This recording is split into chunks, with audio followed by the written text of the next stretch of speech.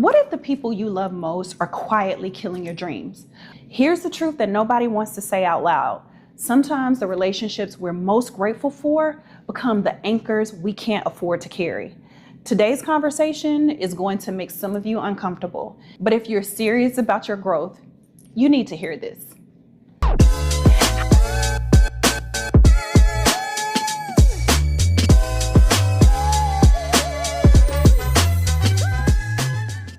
Hi friends, welcome to Off the Record, the mini pod companion series to our podcast On Record Off Script.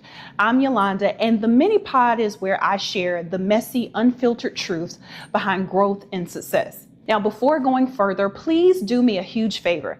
If the conversation resonates with you, if it sparks a new idea or just pushes you closer to your destiny, hit the like button and subscribe so you can be notified every time we release content and our most powerful interviews with incredible guests. Now let's dive in. Friends. Today, we're talking about the friendship purge, not the dramatic kind, not the big blow up or the betrayal that makes good reality TV. I'm talking about something far more uncomfortable, the slow, guilty, soul-crushing process of realizing that people you genuinely care about can't come with you where you're going. And here's what makes it so hard. There are no villains in this story. They didn't betray you, you didn't betray them. Nobody did anything wrong. But somewhere along the way, your paths diverged. And now maintaining the relationship feels like dragging dead weight uphill while pretending you're not struggling. Now, I don't have a dramatic story about cutting off my childhood best friend in a tearful confrontation. What I have is messier and more common, a growing distance from people I used to talk to almost every day. Conversations that used to flow like water now feel like a construction zone. Invitations I used to accept automatically now make my stomach drop a little bit. And the guilt? The guilt is suffocating because these are good people. They were there for birthdays, for breakups, for broken moments. And now I'm the person that feels like I'm too busy to just hang out anymore. But here's what I'm learning to accept. Growth is inherently disloyal to who you used to be. And sometimes, well, actually most times, that means being disloyal to the relationships built around the former version of yourself. Now, listen, I need you to be really honest. I bet you have lived one of these moments. You're at a gathering with old friends, same people, same spot, probably even the same inside jokes from 5 years ago. And you're sitting there forcing a little bit of laughter, checking your watch profusely and thinking, I have other things I could be doing. Or maybe it's the group chat that used to be your lifeline. Now it has 47 unread messages about drama that doesn't move the needle anywhere for you or them. You don't leave the group chat because, of course, that feels cruel, but you don't engage because it feels exhausting. So you just hover, half in, half out, or it's the friend who calls every few months and you see their name and you automatically start to feel a little bit of dread. Not because you don't love them, but because you already know the script. Same complaints, same patterns, and the same beautiful stagnation. And every minute that you spend there is a minute stolen from building your future. Then comes the judgment, both internal and external. I know you're ready for this. You've changed. Perhaps. And maybe the worst part of all of this is that you wonder if they're kind of right. Part of you feels like a traitor for outgrowing people who were there when maybe you had nothing. But the truth is, growth is inherently disloyal to your former self. And if you're serious about transformation, you will face this choice. The only question is, will you have the courage to choose your future over comfort? Now, you know what we do here, so let's do it. Let's run down 5 strategies that have helped me navigate this unpredictable and sometimes painful process. Strategy number 1, name the feeling without the shame. Now, the first step is giving yourself permission to say the quiet part out loud. We avoid this language because it sounds arrogant, cold, disloyal, like we're judging them. But here's the refrain. Outgrowing isn't judgment. It's acknowledgement of different trajectories. They're not wrong for staying where they are. You're not wrong for needing more. Your relationship is just diverging and on two different paths. And yes, guilt will show up, but guilt is just information. It means that you have a good heart. It shouldn't be the reason why you stay. Here's the key insight. You can love someone and recognize the relationship doesn't serve your growth. Both can be true at the same time. I've had moments where I can think to myself, what kind of person are you becoming? But then I realize the relationship has probably already ended in my head. I'm just too guilty to make it official. And that fake engagement, that surface level pretending, that's actually more disrespectful than honest distance. Stand up for yourself, stand on business, and make a decision. Let people know where they stand with you. Strategy number 2, recognize the energy equation. Here's the simplest test. After spending time with this person, do you feel energized or depleted? And before you say, but all relationships take work and they can be hard, let me clarify. There is a difference between challenging relationships, which are uncomfortable but growth producing, and relationships that are just draining. They're circular, stagnant, and extractive. Challenging relationships actually push you. They make you ask hard questions. They don't let you settle. You leave exhausted, but better. Draining relationships are loopy. Same conversations, same complaints, same lack of forward movement. You leave exhausted and smaller. Why? Because some people are meant for seasons, not lifetimes. And their happiness in staying where they are can actually be contagious to your momentum. And you're not judging their choices. Their choices are their choices. But you really do need to protect your choice and your trajectory. Now, I have people in my life who are genuinely content, and I'm happy for them. They found their pace, their place, their people, and that's beautiful for them. But when I spend extended time in that energy, I start questioning my own drive.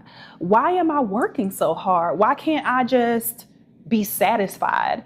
And then I realize their contentment is their right path, but it's poison to me. Not because it's wrong, but because I'm not done yet, people. And I can't afford to be talked into settling before I've built what I'm here to build.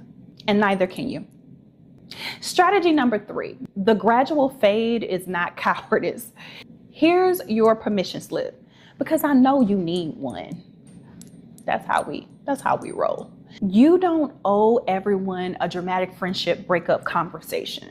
The gradual fade, becoming less available, responding slower, declining more invitations, is actually kinder than manufacturing a confrontation for friendships that are naturally dissolving. We may feel guilty about ghosting, which I don't recommend, but sometimes forcing the talk creates more pain than necessary. Not every relationship deserves a closing ceremony. Some just end. Like a TV show that doesn't get renewed. No finale episode required. Now, there are times when conversations are necessary. Very close friends, good relationships, family, people who keep pushing for an explanation. But for most, the slow fade is actually mercy. Now, I used to think that I owed everyone an explanation and a conversation. That slowly disappearing made me a coward. But then I realized some relationships just gotta come to an end and they just fade away. So yes, I've let friendships drift. Yes, I have responded less. Yes, I've been too busy to engage, and I've made peace with the fact that not everyone needs to understand your journey. Some people just need to live theirs while you live yours. Strategy number 4, build your new peer group intentionally. Here's the critical mistake people make. Cutting people off before finding new connections is detrimental. This can lead to a lot of isolation, loneliness, and eventually regression back to the old crowd just because you need to feel human again. The transition period can actually be pretty lonely, and you have to push through it. To be honest, your next level requires next level relationships, and those don't just happen naturally.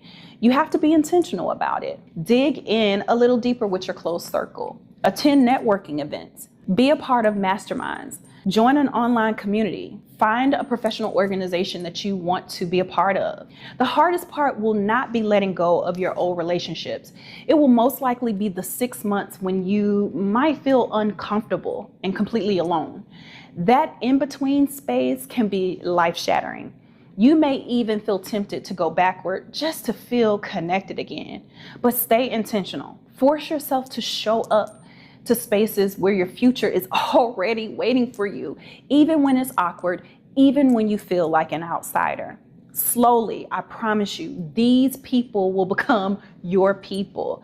Not because you have history with them, but because you share an aligned future. Strategy number 5, redefine loyalty to your future. There are tons of false narratives that we have to deal with. I think somebody called it fake news. Oh my God. The false narratives say loyalty means staying unchanged and always available. The truth, your primary loyalty is to your purpose, your family, your future, your potential, not to making everyone comfortable. We all have a story to tell about our history, but remembering where you came from doesn't mean staying there. It doesn't mean shrinking so that others feel comfortable. It means honoring your roots, growing beyond them, and then reaching back and grabbing someone else. And yes, sometimes I carry guilt about opportunities I've had, about doors that open for me versus people that I really care deeply about.